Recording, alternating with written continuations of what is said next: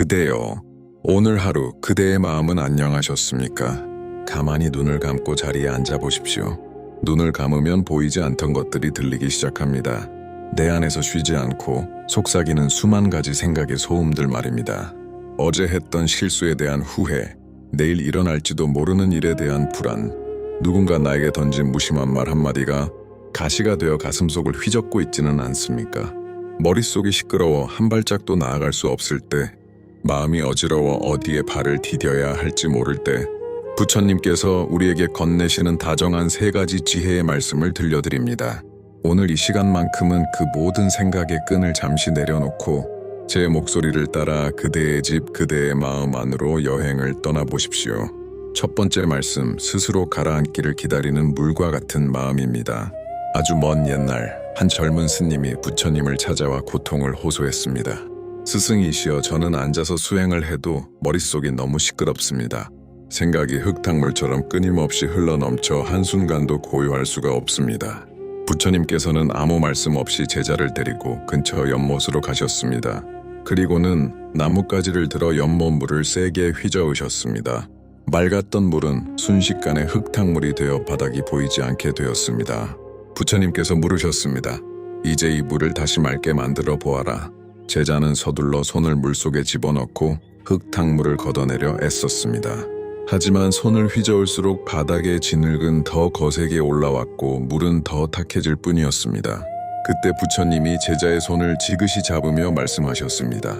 가만히 두어라. 억지로 잡으려 할수록 마음은 더 흐려지는 법이다. 어지러운 마음도 내버려 두면 스스로 가라앉아 맑아지느니라.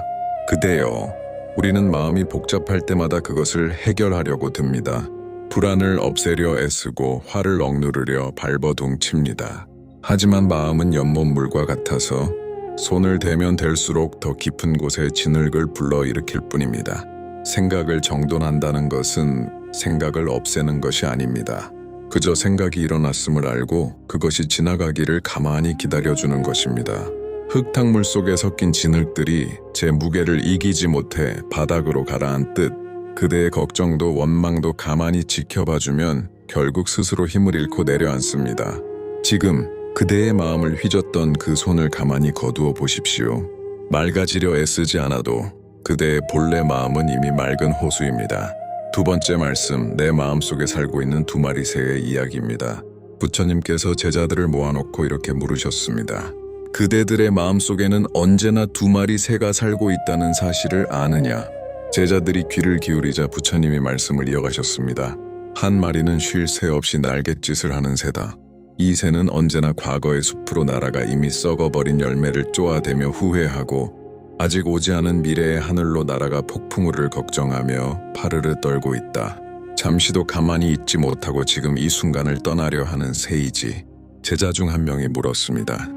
그렇다면 다른 한 마리는 무엇입니까? 부처님께서 미소를 지으며 답하셨습니다. 다른 한 마리는 가만히 앉아 지켜보는 새다. 그 새는 날아다니지 않는다. 그저 지금 머물고 있는 나뭇가지의 감촉을 느끼고 스치는 바람의 향기를 맡으며 지금 이 순간 살아있음을 고요히 즐길 뿐이다. 부처님께서 제자들의 눈을 하나하나 맞추며 말씀하셨습니다. 그대가 어느 새에게 먹이를 주느냐에 따라 그대의 마음이 결정되느니라. 그대여, 그대의 주의력과 관심은 마음의 새를 키우는 먹이와 같습니다. 불안한 생각이 들 때마다 그 생각에 몰두하는 것은 불안의 새에게 가장 영양가 높은 먹이를 던져주는 것과 같습니다. 먹이를 먹은 불안은 몸집을 불려 그대의 마음 전체를 뒤덮어 버립니다. 이제 먹이를 주는 손을 바꾸어 보십시오. 과거로 날아가는 새에게 관심을 주는 대신 지금 이 자리에 앉아 숨을 쉬고 있는 고요의 새에게 먹이를 주십시오. 내가 지금 숨을 들이마시고 있구나. 내가 지금 발바닥이 땅에 닿아 있음을 느끼고 있구나. 이 사소한 알아차림이 고요의 새를 키우는 가장 귀한 먹이입니다. 불안의 새는 먹이를 주지 않으면 결국 굶주려 떠나갑니다. 그대가 먹이를 주기로 선택한 그 새가 바로 그대 자신이 됩니다. 세 번째 말씀, 비어있는 내 마음의 주인 자리입니다.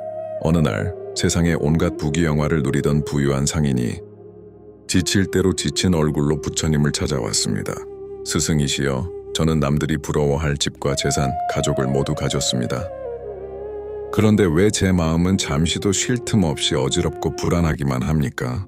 부처님께서는 상인의 화려한 옷차림 대신 그의 흔들리는 눈동자를 가만히 바라보셨습니다. 그리고는 단 한 문장의 질문을 던지셨습니다. 그대는 그 많은 것들을 소유하고 있는가? 아니면 그것들이 그대를 소유하고 있는가? 상인은 머리를 한 대 맞은 듯 말을 잇지 못했습니다. 부처님께서 조용히 덧붙여 말씀하셨습니다. 어지러운 마음은 결코 밖에서 오지 않는다. 그대가 재산을 지키느라, 남의 눈치를 보느라 세상 모든 것에 끌려다니는 동안 그대의 마음의 주인 자리는 정작 비어 있었느니라. 그 비어 있는 자리로 지금 당장 돌아오너라. 그대여, 우리는 종종 나의 것을 지키느라 나 자신을 잃어버립니다. 돈이 내 마음을 끌고 가고 타인의 평가가 내 기분을 결정하며 내일의 계획이 오늘 나의 평화를 앗아갑니다. 주인 없는 빈집에 온갖 잡동사니와 도둑들이 들어와 소란을 피우는 것, 그것이 바로 지금 그대의 어지러운 마음입니다. 진정한 마음 정도는 내 주변을 정리하는 것이 아닙니다. 주변에 뺏겼던 마음의 주도권을 다시 찾아오는 것입니다. 이것은 내 돈이지 내가 아니다. 그 말은 그 사람의 생각이지 내 진실이 아니다. 이렇게 선을 긋고 마음의 중심, 주인 자리로 돌아와 앉으십시오. 주인이 돌아온 집에는 소란이 잦아듭니다. 세상이 흔들려도 그 자리에 앉아있는 주인은 흔들리지 않습니다. 그대여, 이제 다시 가만히 호흡을 가다듬어 보십시오. 흙탕물을 맑게 하려 애쓰던 손을 거두고 가만히 가라앉기를 기다려봅니다. 불안한 새에게 주던 먹이를 멈추고 지금 이 순간의 평화에게 먹이를 줍니다. 세상 일에 팔려나갔던 내 마음을 다시 불러 모아 텅 비어있던 내 마음의 주인 자리에 앉힙니다. 어지러웠던 생각의 실타래를 억지로 풀려 하지 마십시오. 그저 가만히 내려놓으면 실타래는 스스로 풀려 바닥에 가지런히 놓입니다. 그대가 세상에서 가장 소중히 여겨야 할 사람은 어제의 후회 속에 사는 그대도 아니요, 내일의 걱정 속에 사는 그대도 아닙니다. 오직 지금 이 순간 제 목소리를 들으며 숨쉬고 있는 바로 지금의 당신입니다. 잔뜩 움켜쥐었던 그 지독한 생각의 끈을 미련 없이 가만히 내려놓은 그대 삶에 가장 평온하고 고요한 쉼표를 찾으십시오.